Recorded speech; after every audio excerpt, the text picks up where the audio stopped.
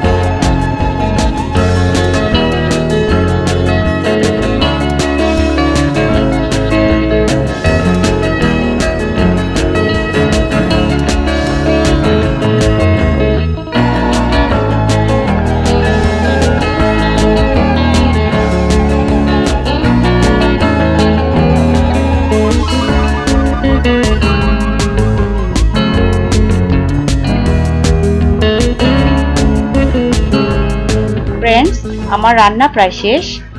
তৈরি হয়ে গেল মাছের ডিম ঢ্যাঁড়সের চচ্চড়ি। আমি এখন এটা চুলা থেকে নামিয়ে নেব।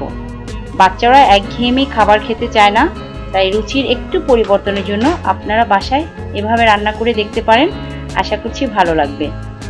আর আমার কুকিং চ্যানেলটি সাবস্ক্রাইব করতে ভুলবেন না। আমার ভিডিওটি ভালো লাগলে লাইক দিবেন, কমেন্টস করে জানাবেন কেমন লাগলো আমার আজকের রেসিপিটি। আপনাদের লাইক কমেন্টস আমার চলার গতিপথকে অনেক দূরে এগিয়ে নিয়ে যাবে। দেখা হবে আবার নতুন কোনো রেসিপি নিয়ে।